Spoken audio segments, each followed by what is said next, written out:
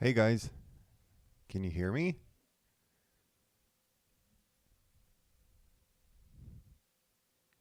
Look at the cat, first and foremost.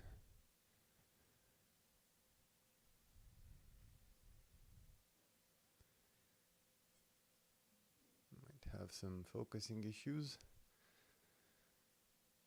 Can you hear me? Hello.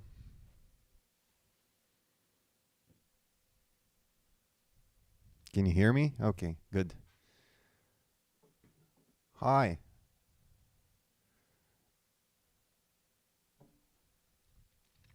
Hello. Thanks for joining me.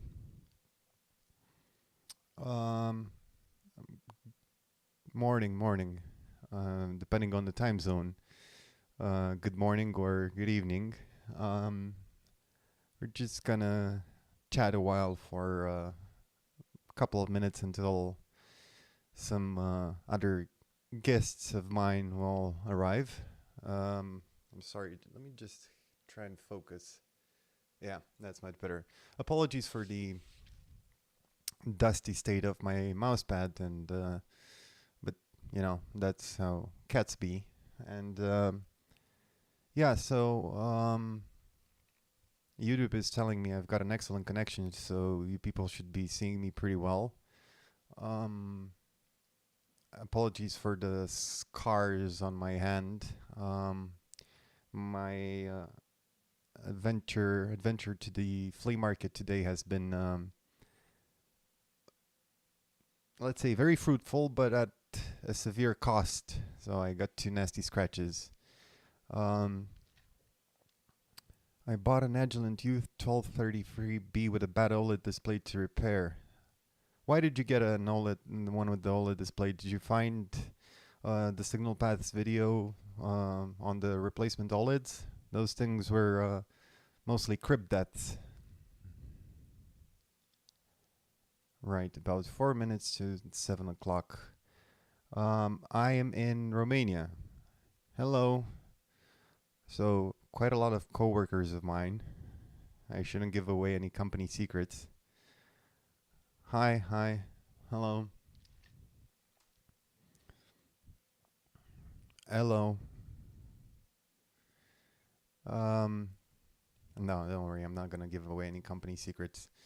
Um, I have a list of topics, and we're gonna start in order of interestingness. Uh, First of all, before we get into the um, actual video, um, yeah, I got a 3458A finally after about 6 years of wanting one. I finally talked to Adrian Bernhardt from AB Precision in Germany, and he made me an offer I just could not refuse. And I pulled the plug on it. I pulled the trigger on it, and it should be here in about a couple of weeks. Not entirely sure. So it's an HP. It's been completely refurbished, calibrated, and everything. It's a brand new looking unit. It shouldn't have the Temco issues of the new black model. Um, I think it's got a new A3 board, which is amazing. And yeah, that was a thing I just couldn't pass by. Okay, next topic for just basic discussions is I improved the streaming setup. So I got a Canon EOS M200. It was cheap, same day delivery, etc., with a zoom lens, so I can zoom in and out. And I improved the lighting situation a bit. White balance might be a bit off, but still, it's much better. Um, and apart from that, I've changed the position of the camera a bit so I won't bump into the tripod. You might see the tripod feet here, but I don't think so. And hopefully this will solve some of the issues we had last time and will make me want to stream more. So it's officially 7 p.m. Central European Time or whatever. Hello, guys. Oh, yeah, it is in 60 frames a second. It should have been in 4K as well, but I chose the lower latency over the high resolution because, yeah, 4K is only good if you have a big, big display to watch this thing on, and then you could see my scars in very, very high detail. So here's a cat, as promised. This is Pesto. She's already internet famous. And what happened to my left thumb? This one here? Yeah, I'll tell you all about it. You'll see. Just a second. Let me correct Pokey's mistakes. She's trying to hit the space bar on the keyboard, and I don't know what's going to happen if she does. All right, so I'll let you enjoy her for another couple of seconds, and then I will put her away. Say bye, Pesto. Have a sip of my tea. And let's get into the first thing I found today at the flea market. Let me zoom in a bit so you can see this a bit closer. I'm not sure if that's any good, but anyway. So I first saw this thing. Let me just zoom out because it's unbearable. Okay, this should be better, and maybe a white sheet beneath it. Okay, yeah, right, better. Good. So this is a triggered spark gap waveguide stopper thingy. And why I found it so interesting is that usually these things had cobalt in them for easier ionization of the spark gap. Sorry, I'm dealing with herding cats here. And to my delight, it didn't actually. This one is Soviet. And even if it had cobalt, it's made in 76, so it's about 8 half-lives gone. So any cobalt that would have been, in it initially, yeah, you're right, Phil. Any cobalt that would have been in it initially would have been long gone. So the purpose of this thing was basically to separate a waveguide into two parts. Electrically, like stop a transmission from going from one side to the other. And this is a really nice finely machined surface, same as this one, to have low insertion and transmission losses. And yeah, when you trigger the spark gap, basically it stopped the propagation of of the wave from one side to the other, and it does that because there's a massive shift in impedance when the spark occurs. Yeah, some of them do have tritium in them. Tritium is an isotope of hydrogen, of course, and it's radioactive. It comes from reactor trash. And now you can't see anything because it's so dark. All right. Good. So first item. Let's get through the first couple of things a bit quicker. Next item. Apologies for moving stuff around. So I got a couple of active probes from the flea market, and I'll separate them by type. And I initially thought, or nickel 63, yeah. I initially thought that this one was a vacuum tube probe, and so I got 3 of them, but I was wrong. These are actually transistors, and these are vacuum tubes, and let me show it to you, and then we'll discuss about what this thing is used for. So if we pull the sleeve back, and I think if I zoom in on this one, it should be better. Right. You can see if it's going to focus. Yeah, it focused. You can see a vacuum tube hanging out in there. This is an active probe, and it's basically got one purpose, which is to offer a high impedance, low capacitance probing method. So usually a scope probe, regardless of how good they are, especially the passive probes, have the effect of just basically dropping a capacitor in parallel with this probing point in the circuit, which ruins your rise time and actually impacts your measurements. And the impedance of the probe does the same thing. So it's usually spec'd for, I don't know, a meg ohm or something like that. Or 10 megs, I don't remember exactly for my scope probes what the reading is. This is 1 meg ohm, 10 picofarad. And if you know anything about scope probes, you would realize that for an active probe, this is pretty bad. So this is like decent passive probe in these days. So you can imagine how much technology has progressed in the meantime. But it's still very interesting to see that people made active probes in the past, and these were a lot better than anything conventional. I think these came out of vacuum tube voltmeters or stuff like that, and they made vacuum tube active probes. Now, if you give me just a second to take apart the other one, let me reach for my trusty set of screwdrivers in here. Okay, and I always keep screwdrivers very much to hand because, you know, screwdrivers are very important in this line of work. My recently acquired signal tracer has a 6AT6 in the probe. I'm thinking of putting a 6AV6. I don't know the American designation for vacuum tubes by heart. 6AT6, 6 being the number of elements inside it. Is it a twin triode? Or is it a pentode? I don't know. So you can see this one has a JFET input and a couple of transistors, and there's another couple of active components in the place that mounts to the whatever. And you can see this probe is actually about the same performance as the one with the vacuum tube, but it loses a lot of style points because it's not based on a vacuum tube. Right. What's going on in the chat? Yeah, Kitty's gone because Kitty likes to screw things up. And,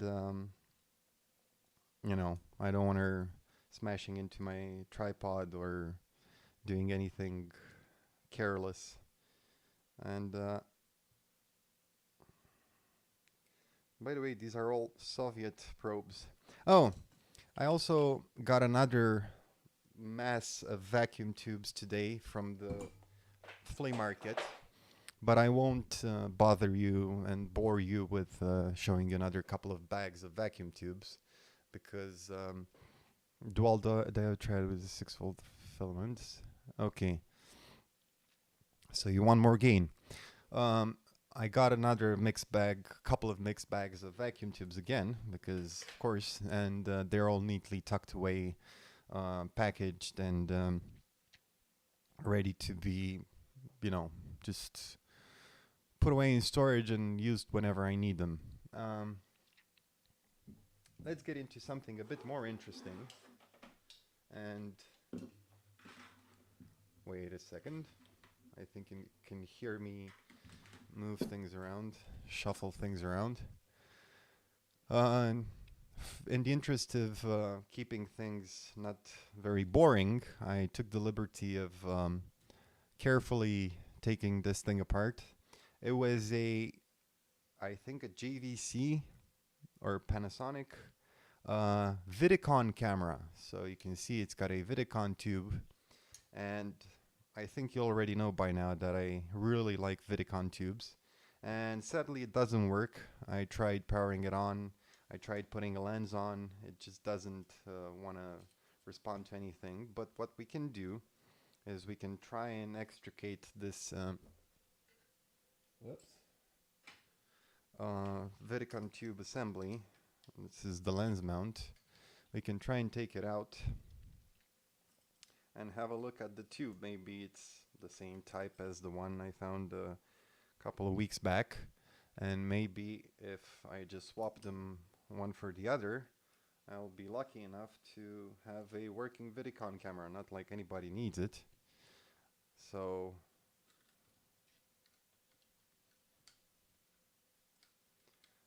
yeah, this is a, wait a second, shields. This was a very nicely built camera, and it's got one of these really cute tiny CRT viewfinders, which I absolutely adore because they're so tiny, and they're basically a miniaturized um, CRT display. And what's not to love about CRTs? All right, and I think we should be able to mostly pull this thing apart right now. So we have the vacuum tube socket, and we should have a yoke, and it's soldered, and let me see if I can unscrew a few more things from around here. Oh yeah. So this is the top of the Vidicon. You can see the window in there. Let me just try and carefully remove. Even the consumer Panasonic camcorders were built extremely well. Yes, Matsushita is the parent company of Panasonic, and this has Matsushita written all over it. They really cared about quality, and this thing was just insane, thinking of the fact that it was built without modern computer-aided graphics. It was probably designed on pen and paper, and all the mechanical drawings were basically blueprints like in the old days. And when I think about that, I realize that I'm extremely inadequate as an engineer in these days, because I probably wouldn't have been able to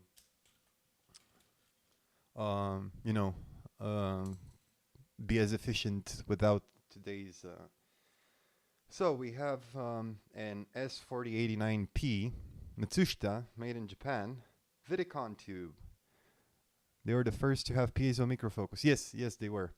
Piezo microfocus, for those of you who don't know, is they shifted the image sensor up and down. I actually have a camera which had piezo microfocus.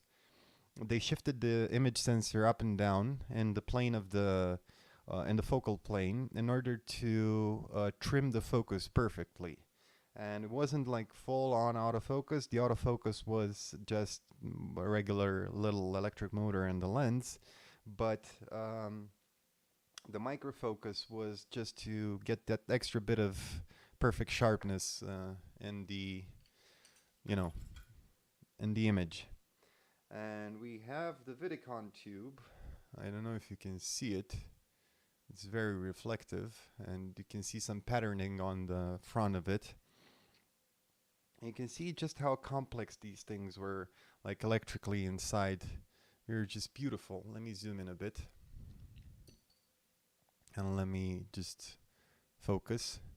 So we have the electron gun, and then we have the focusing, the anode, and this is actually it's a photocathode basically. And the yoke, which is this assembly here, basically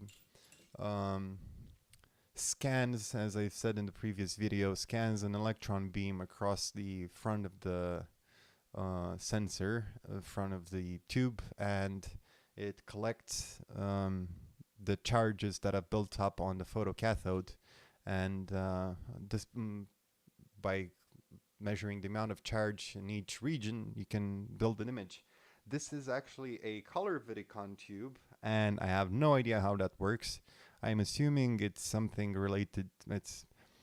They have a Bayer matrix and 3 electron guns, but I could be entirely wrong. I think it's just debayering based on a configuration of the photocathode pixels. They're not pixels, but So I'm going to try and fix this thing in the end, because it's kind of interesting, and it's a shame to go to waste, and maybe I can have one of those quirky mirrors with a Vidicon camera pointing at you and a small CRT display for you to look back at. And this is the high voltage supply for the Vidicon tube itself. I wish I could... oh, actually, let me try. I have a soldering iron. Yeah, you missed a Vidicon. Thank God I did another one a week ago. Yeah, let's see.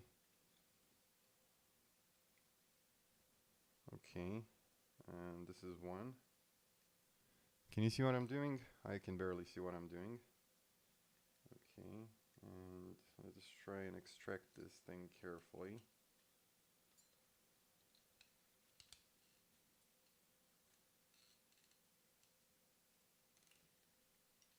Whoops.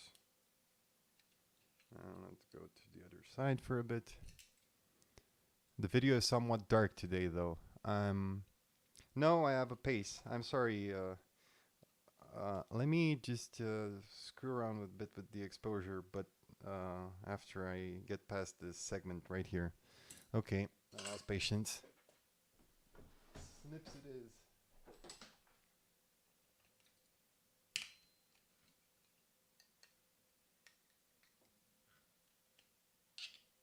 Oh yeah, so it's nothing interesting in there, just a flyback transformer and that's all. Right. Yeah, the many reflective surfaces push the exposure down, and I still haven't figured out how to lock the exposure on this thing. It's a brand new camera. And hopefully the next things, and I couldn't really just... Let me try. Just a second.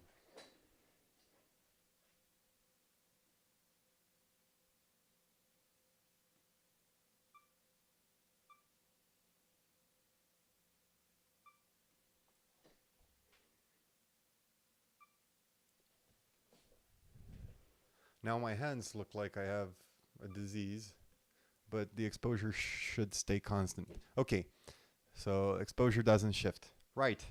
So we got to the very interesting side of the thing, and oh, I used to be a photographer as well. I had a 6D. I had a 85 the f1.2L, and I gave it all up because I wasn't a good photographer. Right. Shall we get into the laser stuff? Yes? No? Maybe? Perhaps? Okay. I'll get into the laser stuff.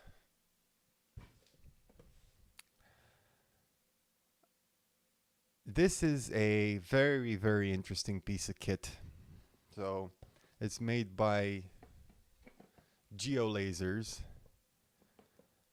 and it's a German company. It's Geofeinmechanik GmbH.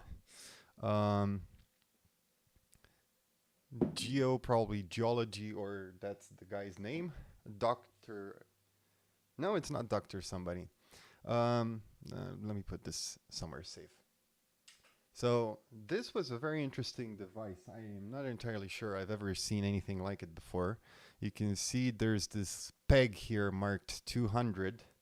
These pegs would have screwed onto studs in this thing, and this was meant to be slid down a pipe, basically. Okay, for lasers, not if should if the shark will fit on the bench. I don't get that, I'm sorry. And it would fit down a pipe, and you'd have a reflector of some sort at the other end, or a measuring device. And by controlling this with the 4 buttons here, plus, minus, and both axes, so it can shift the laser in 2 axes, you could see the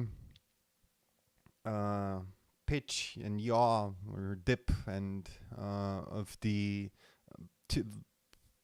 pipe. It was meant for very, very long sewer pipes. And because I'm like, I initially only wanted to get this one. I'll get into the other one as well. But because my girlfriend is just about as crazy as I am, she says, like, why didn't you get the other one? And I paid like $15 for this one. and I had like 5 bucks left in cash and change, and I didn't want to break another larger bill. And I go to the guy I bought this from, and I says, "Can I take the other one for this?" And I hand him and he looks at it and says, "Okay, take it." And I came home with, spoiler alert, 2 helium neon lasers. Um, how did I gather that this is a helium neon laser? Well, first of all, a dead giveaway. I'm gonna zoom in and you can see here.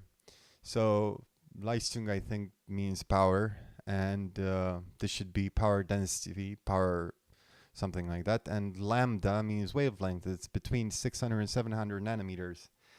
Um, I'm not sure if you know of many other lasers in that range that would be good enough for what this thing needs to do. So the only thing that could have been inside this would have been a helium neon laser. So yet again, I cleaned this thing out a bit. I took out the bolts, and I was very surprised to find that it was actually initially pressurized, I think, with inert gas, something like nitrogen, because when I cracked open a cold one with the boys, this screw here, it actually vented out some sort of gas to the atmosphere, and I'm still not dead, so it couldn't have been mustard gas or sarin or something else.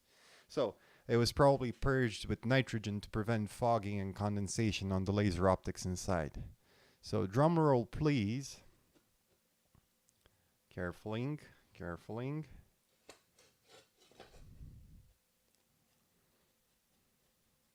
Yeah.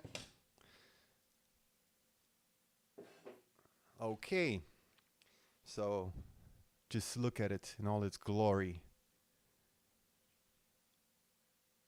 Frequency double that into the V. I don't think you can get frequency doublers. Sarin is a volatile liquid. I know it's a volatile liquid. Sorry, it was meant to be a joke. Um, Reminds me of the Tokyo, you know, um, sarin attacks, monsters. Anyway, let's not get too dark here. This is a beautiful device. I'm going to zoom in and show you each side of it in more detail. But first, what we can see here is a beautiful helium neon laser. Let me zoom in and show you. Don't eat these. I had to do it for the meme. Holy crap. Thanks, Aiden. So you can see the laser is a uniphase. It's a helium neon, of course. This is the laser driver. Lasers, so first of all, helium neon lasers are kind of weird to drive because they have quite a high trigger voltage, so they light up a very high trigger voltage, but they have a very large negative resistance. So you need a current limiting resistor after you've ignited the laser in order to prevent excessive current draw. And we have a nice PCB here with I love the Malta transistor. It's a TI, and I think TI had a factory in Malta a while back. And a couple of op amps, some discrete logic, I think. Actually, quite a lot of LM324s, and Philips capacitors. I know these. This is evidently a German-made thing. These are WEMA capacitors, I think, the red ones. Yeah. Very nice quality, conformally coated, as you can see, to resist moisture ingress and stuff like that.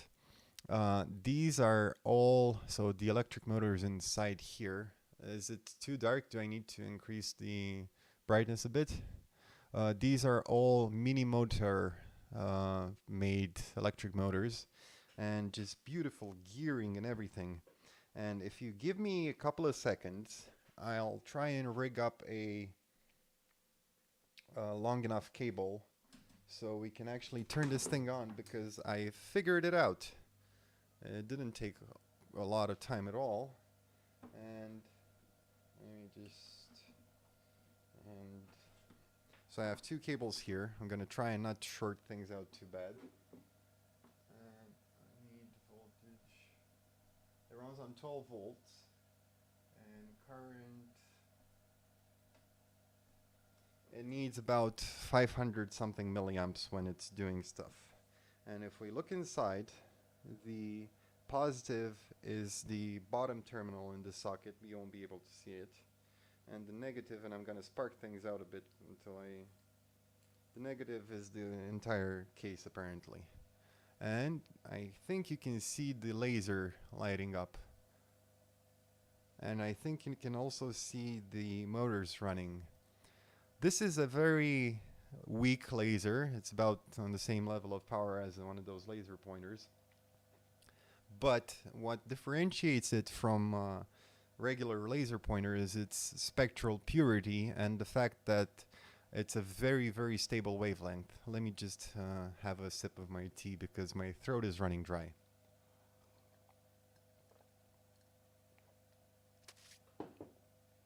So, as you can see the discharge in the laser starting right there. Look at that, that's beautiful.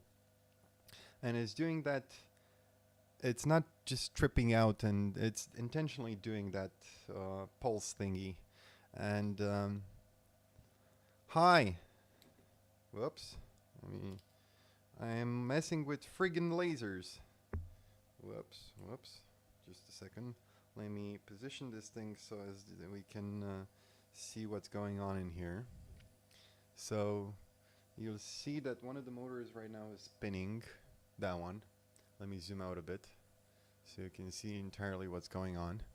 And then I'll try and control the thing with the two motors, so you can see hopefully that the other one is moving now, and I can make it go the other way around.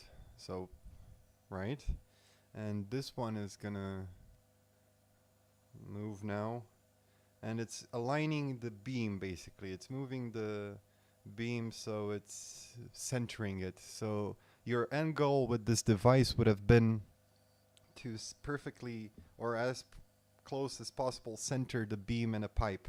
And the coolest thing I've seen so far on this device is that it's got one of these, it looks just glorious. It's one of those analog counters. And I don't know what it's meant to represent, but it reads out in percent, so I think it's percent deviation from absolute trueness.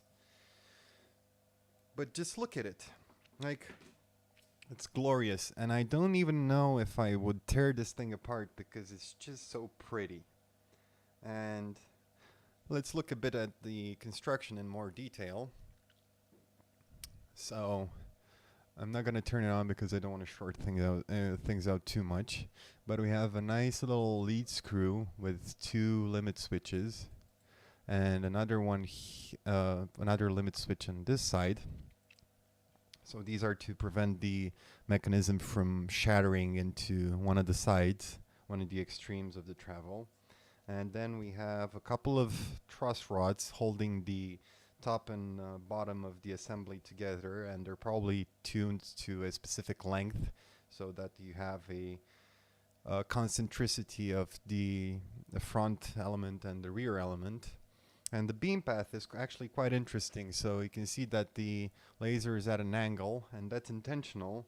The laser beam starts from here. The mirrors are on each of the laser's two ends, and the other end is firing down in towards let me increase the exposure, is firing down towards a mirror. I think you can just barely see that mirror.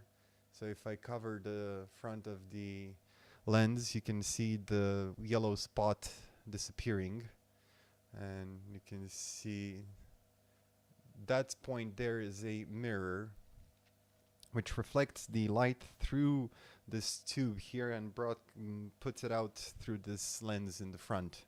Now, I think that's just for collimating and making the beam as as narrow as possible, so you get good positional resolution. but I'm not entirely sure. And there is another interesting thing in here, which I don't know what it is, but I have a few ideas. I think this is actually some sort of load cell, and I think it's meant to compensate something with temperature. I have no idea.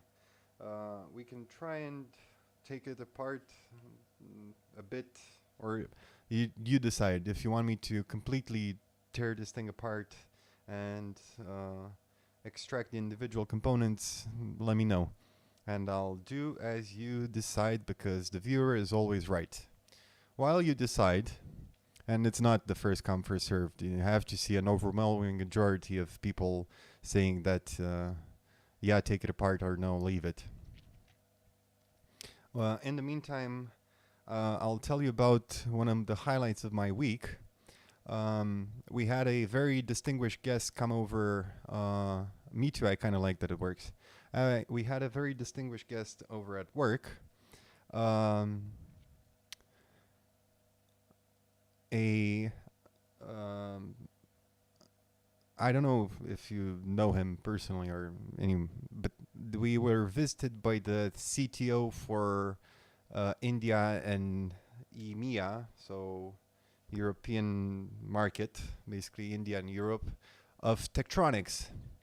Uh, Naresh Kumar is his name. He's a lovely Indian chap, and he came over. He worked for Agilent and previously for a very long time. He told me he started with a semiconductor parameter analyzer back in 1993, so 2 years before I was born. He had one of the HPs that I have, and he worked for Agilent for a very long time, and now he moved to Tektronix, and he's the CTO.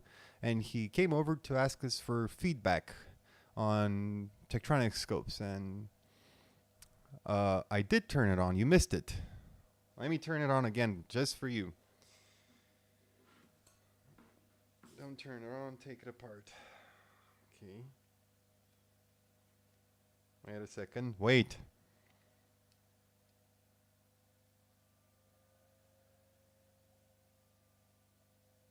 Wait. Here. It runs. Yeah, it's very cool that the insides are fully visible. And he came over and visited us and asked about we're how pleased we are with Tektronix scopes, and I had to walk my to talk, and I talked to him about the museum and they have in Beaverton, and um, first of all, he gave me his contact. He was a very nice person, um, and he. Oh no, it's now it stays on all the time, so it probably did something. I don't know. Um, and he invited me over to the museum they have in Beaverton, and if I get my American visa, I'll probably go because that's way too cool. Um, Opportunity to miss, because they have one of each of Tektronix's products ever made in fully working order on display, so you can just go and look at a Tektronix 519 or a 555 or 556 or 567 or anything like that. So they have one of each, and it would be just amazing to see one of each of Tektronix's history from the very beginnings to today with their 5, 6, and 7 series scopes with the 8 channels and blah, blah, blah, everything. And maybe if things keep going the way they should, because I've been having quite a good time lately. I hope I don't jinx it. You might see some interesting Tektronix / Keithley reviews here. Hopefully. I don't want to jinx anything, so. Okay. Cool things that its insides are fully visible. Yes, and it's meant to be serviced. It's supposed to go in a pipe and make sure that the pipe is straight. Right. Okay. So if you say not to take it apart because it's pretty, I'm not gonna take it apart because it's very pretty, and I agree. So I'm just gonna slide the thing back, and I shall keep it as a cat toy. I'll just turn it on and bother the cats with it. Although I have a much better cat toy that is also a laser, which I actually intend to fully take apart because it needs to have a bit of a cleanup done to it. And where did I put the other side? Doesn't matter. Anyway, uh, don't destroy the laser. Send it to me. Um, I'll send you the other one. So I got two of them. This one's a, you know, it's a thing for making a straight line across a wall, and it's made by the same company. The It's in Mulheim, Ruhr, and it's a GO2A. This thing sets the speed of the turning for the optical head here. And let me power this one as well. I don't remember exactly. Whoops.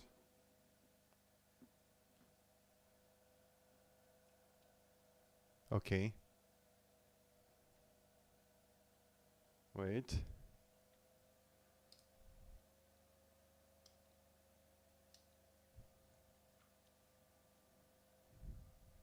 Oh yeah. And you can see the laser. You can see the beam, and I can see that it's actually pulsing. And I think that pulsing thing has something to do with this control. So you don't see a complete beam. You see just a, like, you can see it sometimes. It's not continuous. And another thing that happens is that you can change the axis of rotation. So you can shift it to either side. I don't know if you can actually tell that it shifts, but I can see on the wall that it shifts and it doesn't stay, um, you know, completely straight. So it shifts an angle. One of the most impressive instruments they ever made. CRT. Yes, the 7912 transient waveform digitizer. But that's not the first CRT with a 3 gigahertz bandwidth. The first CRT with a 3 gigahertz bandwidth was the 519-C.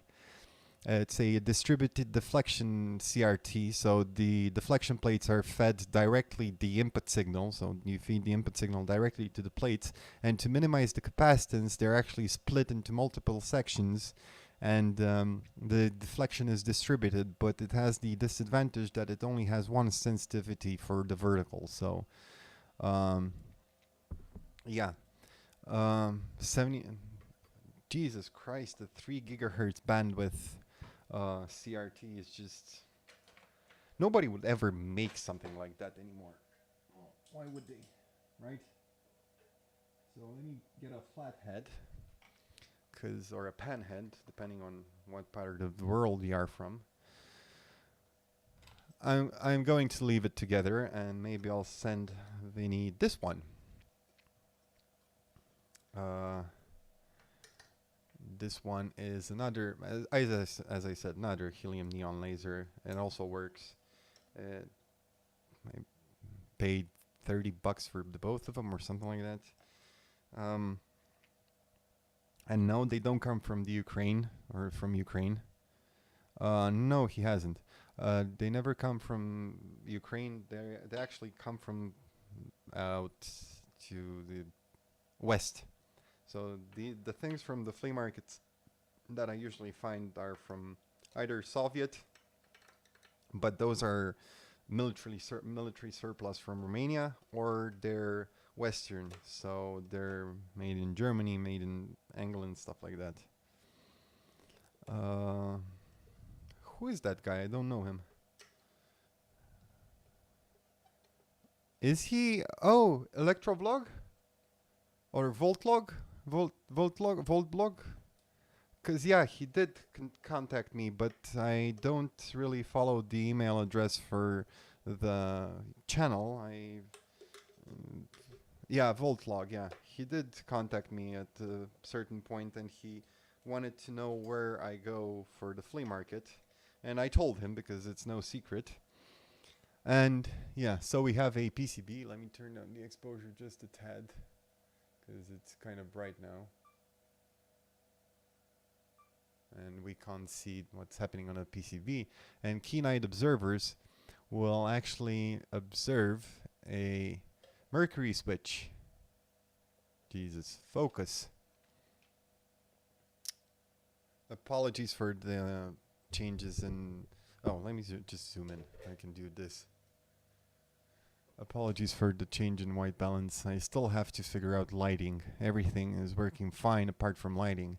So you can see mercury. That's a mercury tilt switch. I think it's meant for if the thing tips over to disconnect the laser, because I don't know, probably safety. Anyway, these lasers, I'm not sure they're as powerful as they initially were. I'm pretty sure they lost a bit of their useful lifetime by now. So, because this one isn't nearly as pretty as the other one, I don't feel as bad for taking it completely apart. And we can do that together. Um, so you'll have to bear with me and suffer while I take this thing apart, because it's not gonna be quite as enjoyable. It does work. Of course it does. I just showed it to you. I'm sorry. Let me just turn it on again. So, see, I need to plug these things back now. Now, I'm gonna take it apart and put it on the table and turn it on again. So, we have a couple of flathead screwdrivers in here that will not budge, because that's not how you're supposed to take it apart. And I can't really see any other way of taking this thing out. I'm going to need a pair of pliers. I think.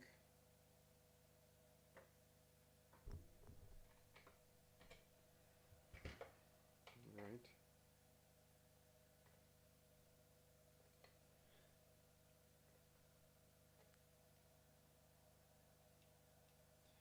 Okay. In the meantime, while I do this, I'm gonna try and keep an eye on the. Mercury is very bad for you. Don't be careful with the thing. It's very inert, but apart from the vapors. So the mercury fumes are very, very nasty.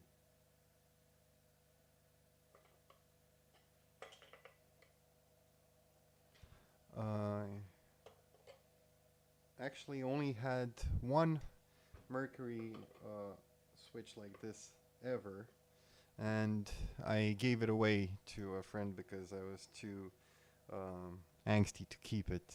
I know it's not dangerous. It wasn't sealed, but I said, no, better be safe than sorry. I can't be trusted with fragile glass, says the guy who bought 500 vacuum tubes. So, but I have to admit that mercury itself as a object, as a liquid metal, it's just very, very entertaining to play around with. I remember that I had another tilt switch, and it had quite a bit of room to slosh around, and it was so heavy that it sounded like you were sloshing around not a puddle of liquid, but like you're actually smacking around a ball bearing. So the density is the thing that immediately strikes you when you first encounter mercury. It's just so goddamn dense. Just like myself. A dude in the US was annoyed by the presence of several giant jars of mercury found in the basement of his house. Well, that would be... Oh, jeez. That would be quite an annoyance, actually. For example, possession of mercury in liquid form and like any noticeable quantity, like this doesn't count because it's in a product, and I'm not gonna, be able to do anything with it. Possession of mercury is actually a felony here, so you're not supposed to have any because it's very dangerous. And that is something I totally agree with. Mercury is far too dangerous to be left, uh, around. Does it have a lock nut? Of course it does. By the way, I don't know if I mentioned these, but damn, they're nice. Hopefully it's a metric one. Oh, Jesus. That is one tight screw. Man.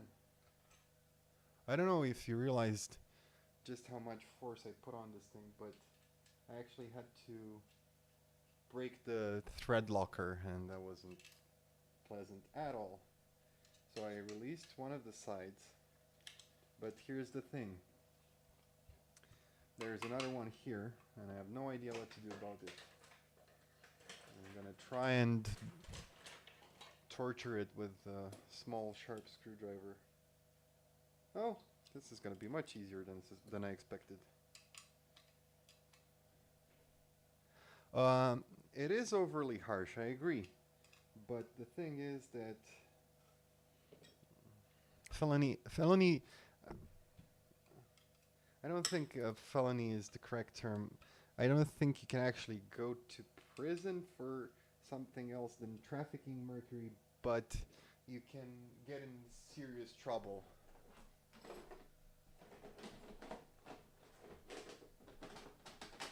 I think this one's imperial. I don't know why that would be the case, but I'm gonna try my imperial set. That was too small. And this one's too big.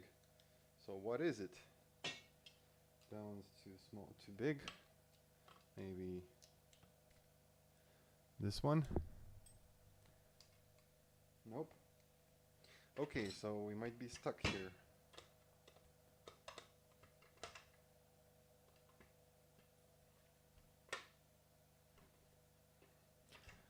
Any ideas on taking this apart? Let's see. Maybe if I remove these things here.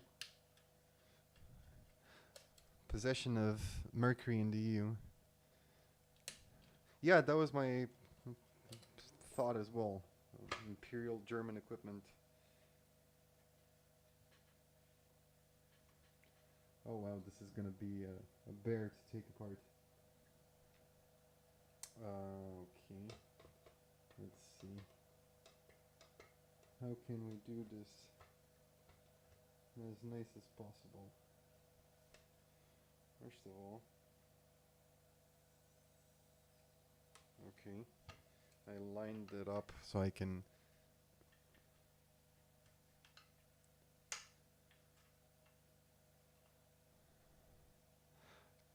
just get a hammer. Nope.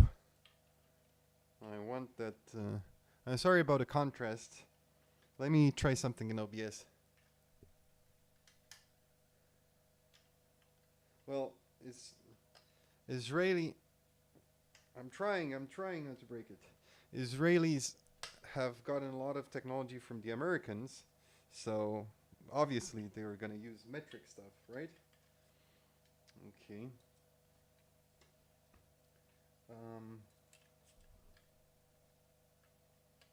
And of course there's thread locker. Left hand thread on it, slotted with a rotary tool. No, I'm not gonna do that on stream. Come on, man. I'm just gonna dig through all of my sets of Allen wrenches and see one that fits. I think it's a something 0.5, which I don't usually readily have around. Nope, this one's far too small.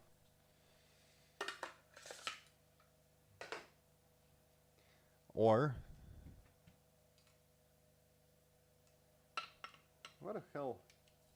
So This is a 4. This is a 3. I swear to God, if it's a 3.5, I'm gonna chuck it outside the window.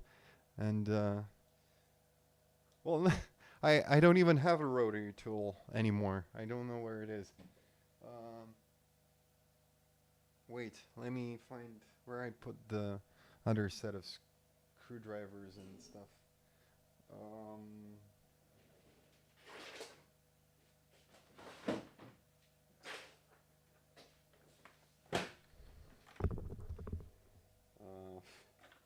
Nope.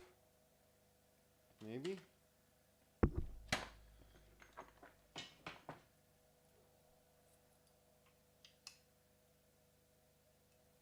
Come on, man.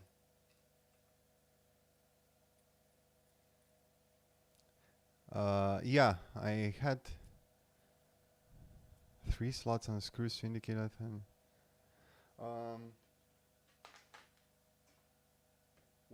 Wait, have one more choice.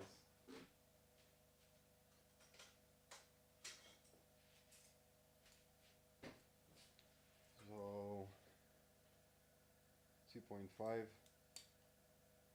I don't even know which one it could be. This one's far too big.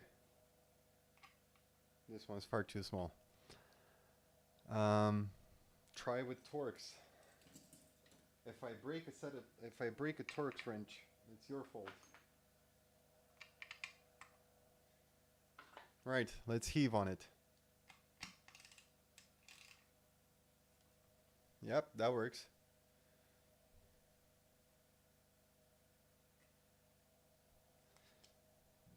Great. And now, only issue left is yanking these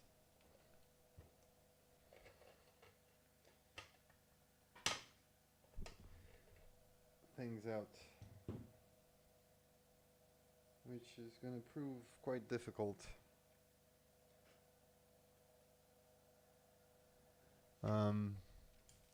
Thank you. Any ideas for these, you smartass? Okay, let me take a tea break.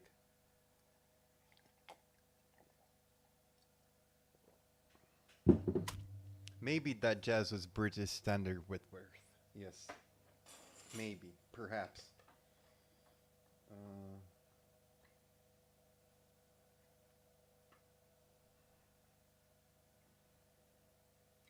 I don't understand how this thing was put together, apart from carefully.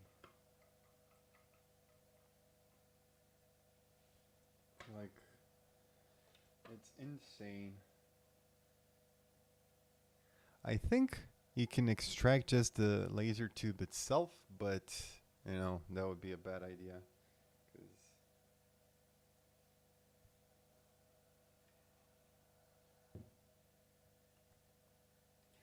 Guys, any idea? Yeah, Torx. I know. Sorry. Oh, it just slid out. Oh, duh. Okay. Good, and now we have to wrangle it out carefully. Up. Yeah. Jesus. Oh, there's a grounding strap down there. And if I use that, I'm gonna break it. Deep down in there, there's a flat bar grounding thing. This barely reaches, but it did it. Okay. Oh, by the way, I didn't have any audio issues. Hopefully it will stay like this, because I just can't stand having audio issues anymore.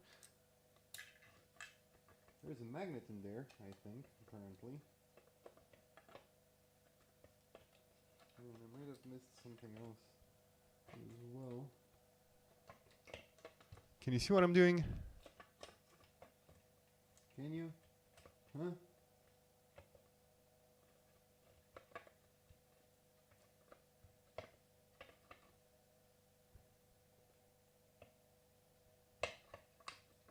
This is very complicated.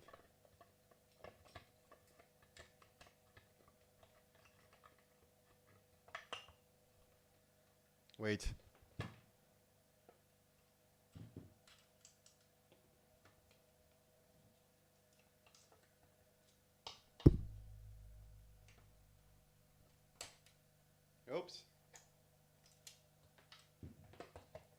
busted it. I ruined the switch. I'm sorry. The gods of Lazoria are gonna be pissed off at me. How is this thing put in here? Okay, you know what? I'm gonna take it. Pliers to the rescue. I'm gonna take it apart piece by piece. Like, I'm gonna remove any fastener that I can see and hope that that works. If you don't get a vacuum, a laser tube by the end of this, just blame it on Cat 87. Any, you know what I mean? Don't eat the silica gel. And this should. I have literally no idea how they mounted this thing. I'm seeing some very small Allen screws here, and I'm gonna try and remove these. I think they're holding in these things. I don't know what these are.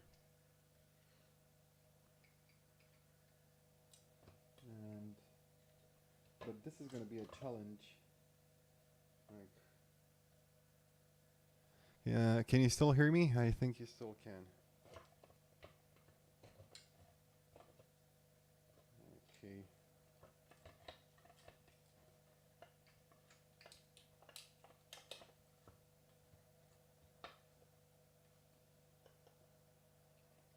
I'm not sure how this thing was assembled.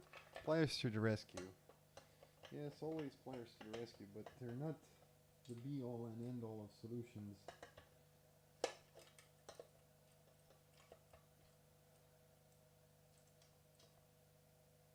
I hope now you can understand some, like...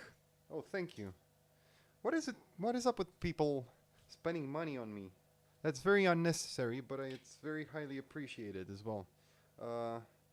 So, if you do want to support me, that's fine, but don't feel obliged to do that.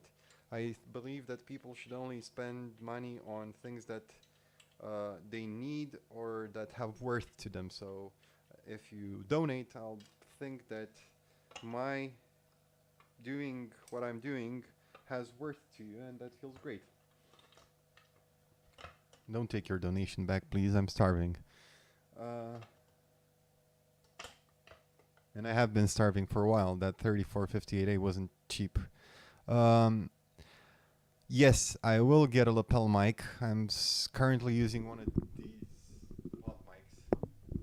And I'm trying to, like, it's very good for noise cancelling, but you're right. I will get a lapel mic at some point. Oops.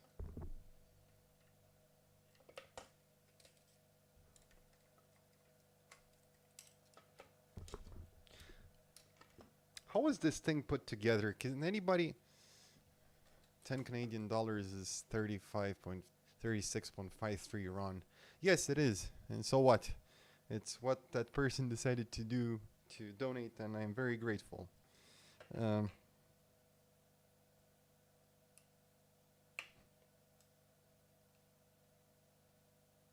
Wait, I'm focusing. I'm trying to do this, and it's a bad idea. Any ideas? Any more? Because you helped me out a lot, guys. And I'm really running out right now. So this is the laser tube end, one of them. And the other one should be in here. But I'm not entirely sure how to get past this blockage in here. Let me try with the small screwdrivers again. Maybe there's some way of...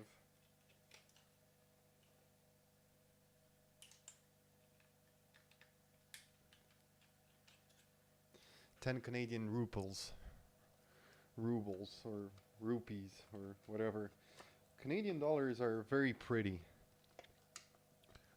Are they still plastic? I remember them being plastic when I visited Canada a while back. And they were very... I thought of them as being very pretty. Same for Hong Kong dollars, very colorful. So they're easily distinguished. Now, I have no idea about lasers in general. I have no idea what... I actually don't really know how one of these lasers works apart from... They're made of mylar. Okay. I know about the... Okay, let me show you a Romanian banknote then, if I have any handy. This is about 20 bucks. 20 euros or something like that. And we have in the same colors, kind of like orange. Oh, and this is 50, no, not even 50 cents, 10 cents or something like that. 10 euro cents. Plastic money is far superior to... I'm getting sidetracked. Plastic money is far superior. I see monies. I see fire and rain. What is this? Okay. Let me zoom in and show you. I have no idea what this thing is. Tilt switch, but not mercury?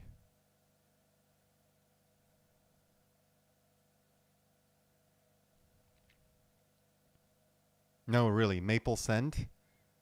Jesus. That's great. What is this? I've never seen anything like this. I'm pretty sure it's a tilt switch, but it wouldn't make... Oh yeah, it would make sense as long as it's almost perfectly level, because it would contact the both sides. But once you tilt it a bit to either side, it won't contact one of the sides. Oh no. Sorry, I'm being stupid. No, it's wired. So there's a center terminal that goes along all this length and two sides, so you can tell whether it's tilted this way or this way. Wow, that is very clever. Oh, and it has three... Oh, these are probably... I get it. So they're on 3 axes. So one here, one perpendicular, and one orthogonal again. Tilt potentiometer, yeah, exactly. Exactly. You stole the words right out of my mouth. And cheers to that.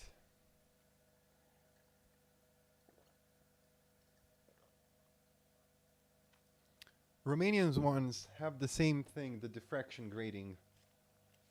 It's in here. And if you shine a light through that thing there, I don't know if you can see it, there's 100. And it will actually project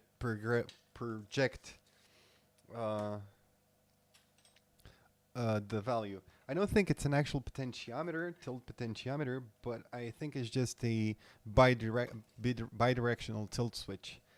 Oh, and I know it's Thyrotron. Stop it with the Thyrotron. It's not Thyrotron. It's Thyrotron. Okay. I get it.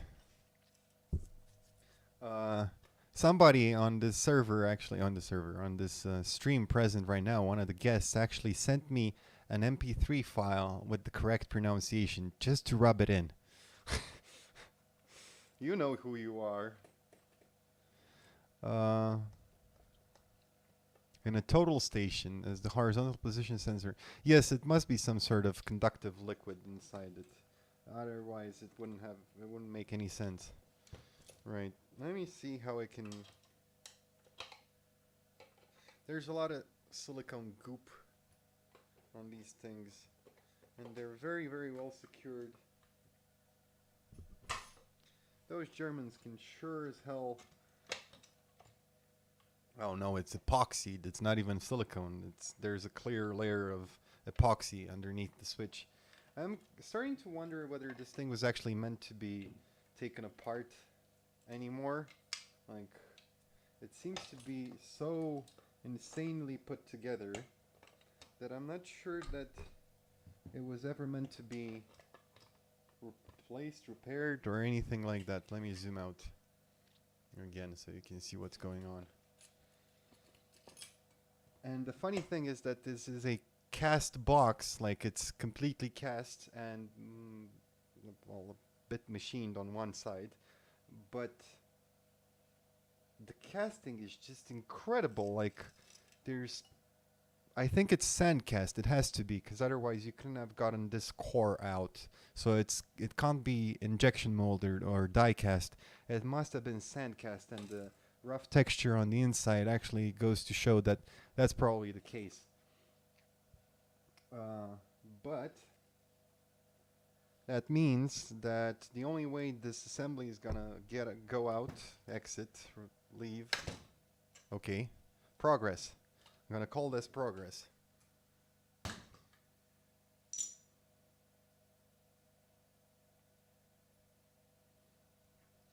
Just a small nick. Nothing terrible.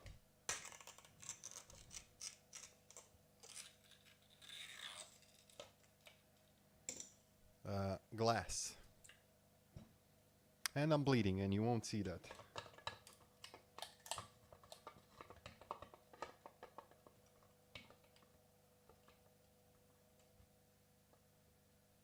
Okay. And the high voltage module is hot snotted in, because of course it is.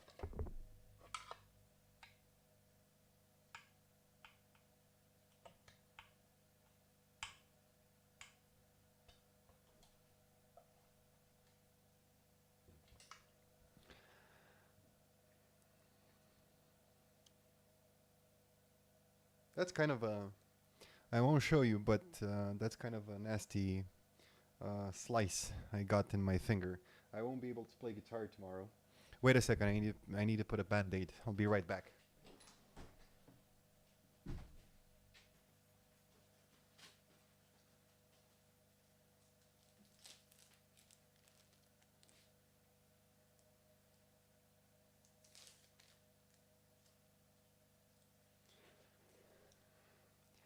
Yeah, thin nitrile gloves wouldn't have helped against that shard of glass that took a slice out of my finger.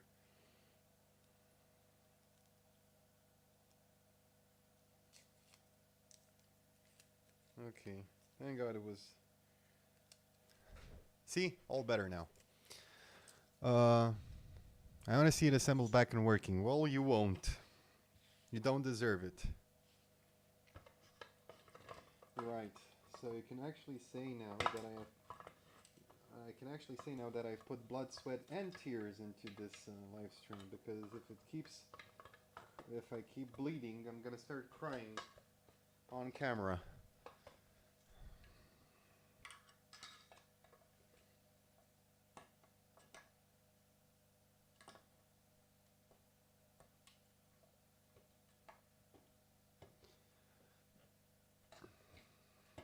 You're very welcome.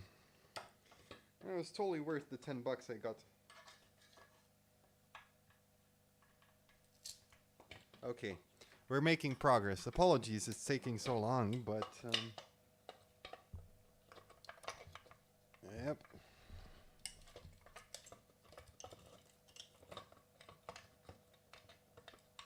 Right. What are you catching on? Oh, a wire. Some sort of wire. Okay. A grounding lug. Wait.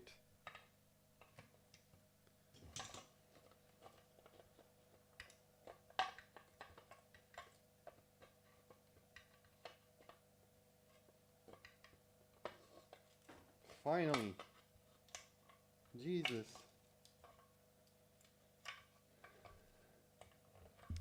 Thou shalt not take the Lord's name in vain. I have sinned.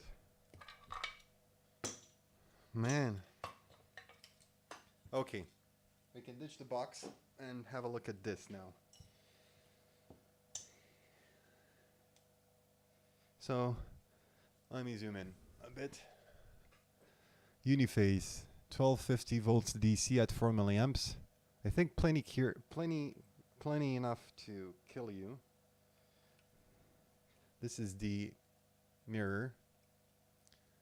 You can see the mirror. It's not really focusing. A nice thin set of mechanics glove is nice when working with tight assemblies. Well, yeah, I should have thought of that before, shouldn't I? Yes, I know, but gloves on stream. I know Marco does it, but I think he's got even a paler, uh, you know, complexion to his hands than I do. So I'm a bit darker skinned than he is. So and it wouldn't have helped. Like there's shards of glass everywhere now, and I apologize for getting hurt on stream, but now you know why my hands are full of bruises and cuts all the time, because I I'm a maniac. Uh, I think the bleeding stopped, but I'll keep the thing on. It's quite a nasty scratch. I actually have a memory about last time I cut myself very badly. It happened with a scalpel, and thank God it happened with a scalpel because, as you know, scalpels are very sharp and leave very clean cuts. Usually, the worse the cut is, the harder it is to heal. So, the cleaner the cut, the quicker it heals.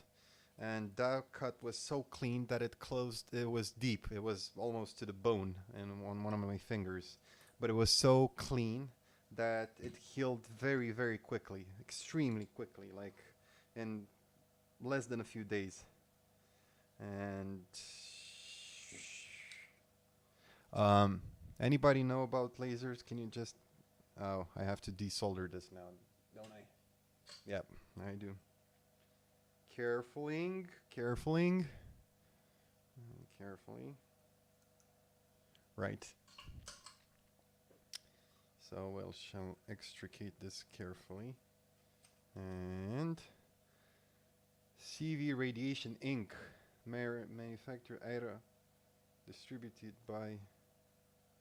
This is a pretty laser. Look at it. Gorgeous. And I'm going to leave it as is because I'm surely gonna break it. Nuremberg. Can you see what I'm doing?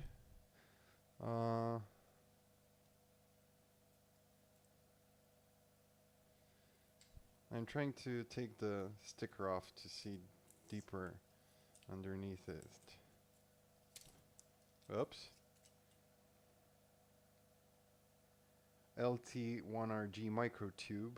January 1985. Holy hell, this is very, very old. Very old. And let's see if we can light it up. Light her up. And I'm gonna try desperately not to. Hey, Ini, can I touch the end? Can I clean the end with my finger? I did it anyway. Okay, so let me solder this back on. Let's try and power it on.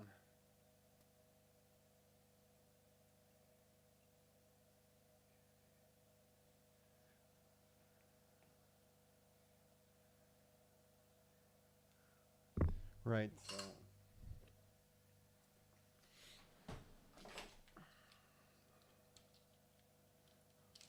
By the way, I love this kind of automatic strippers.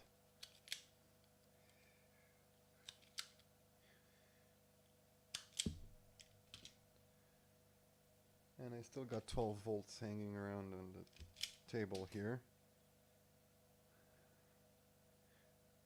And I'm just going to strip this end as well because I think the negative can be just tied to a negative. I'm pretty sure I'm not going to break anything. And there's a yellow wire and I don't know what that is. It's probably a control signal. We'll figure it out as we go. Maybe a potentiometer? Yeah.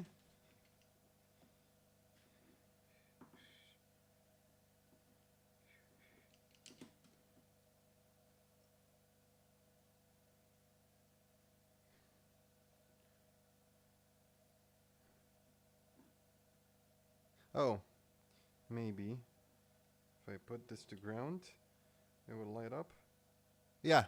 Oh! Yay! We got light. I actually got laser light. And this is a very pretty beam. So this is going to one of you lucky guys. I mean, just wait. Let me turn off the lights a bit.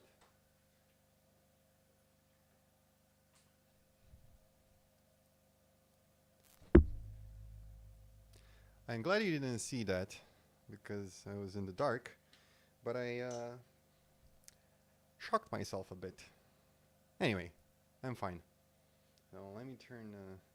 Today's not my lucky day. Jinx myself. It's all your fault, guys. So the laser works. It's barely as powerful as a regular laser pointer. And it's drawing several watts now. So 6 watts-ish. Something like that. Ideal cat toy. Those types of wire strippers come in such a range of quality. Some are garbage right from the start, some are excellent.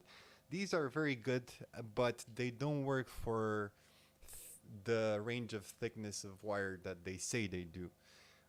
So they don't work from 0.2 millimeter to 6 square millimeters. No, they're very good for a small range of cables between I don't know, like 1 and 2 square millimeters. My favorite ones were the pinch and twist ones. I don't know if you know them. And my all-time favorite way of stripping, since I cut my finger on one of these shards of glass, my favorite way of stripping wires is with a soldering tweezers. It stinks, but it leaves the perfect stripped wire.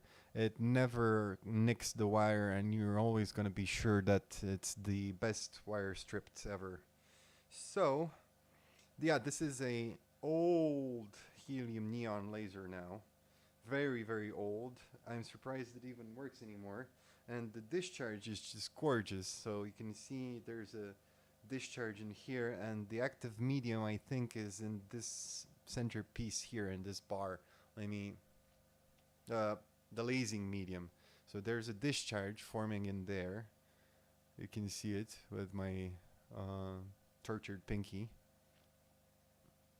And you can see that the mirror on this end isn't perfectly reflective. It's 99.9% something reflective.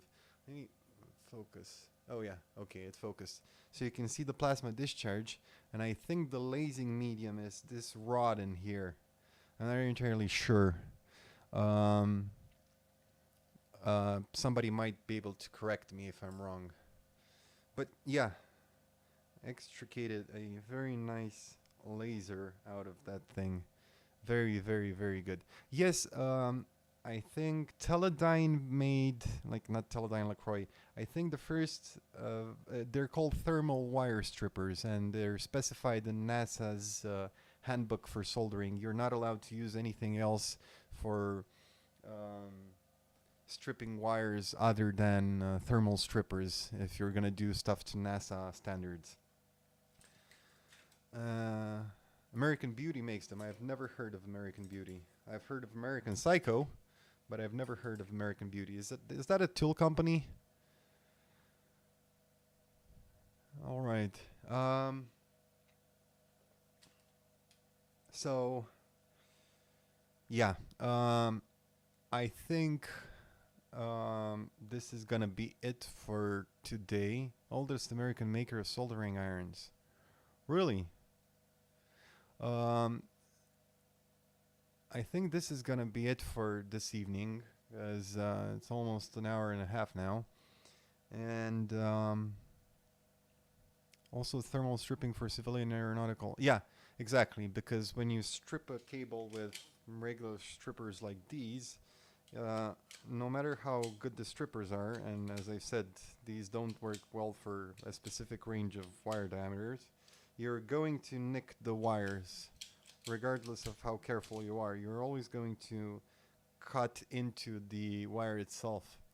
And by cutting into the wire, you reduce the reliability of a solder joint, and that's just not acceptable in a zero redundancy system. And yeah. Okay, guys, I think I'm gonna call it quits for this evening. And I think I'm gonna do a video tomorrow about some of the other stuff that I couldn't get to show you today because there's far too much. And there's at least one more interesting thing that I would have liked to show you today. I got another a variable capacitor about this size, and it's from the same company that makes the other variable capacitor that I have.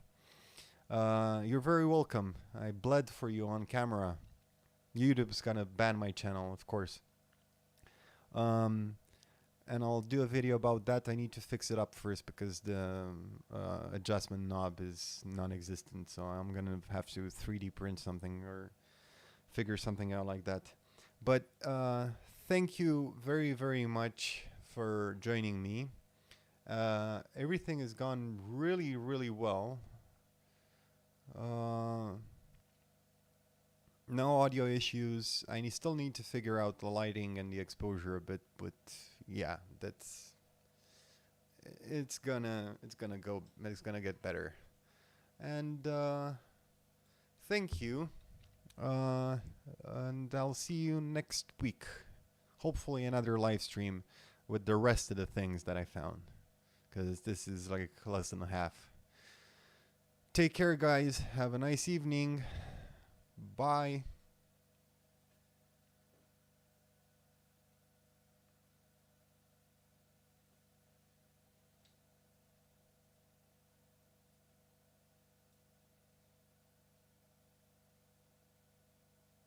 Have a good weekend to you guys as well. Bye.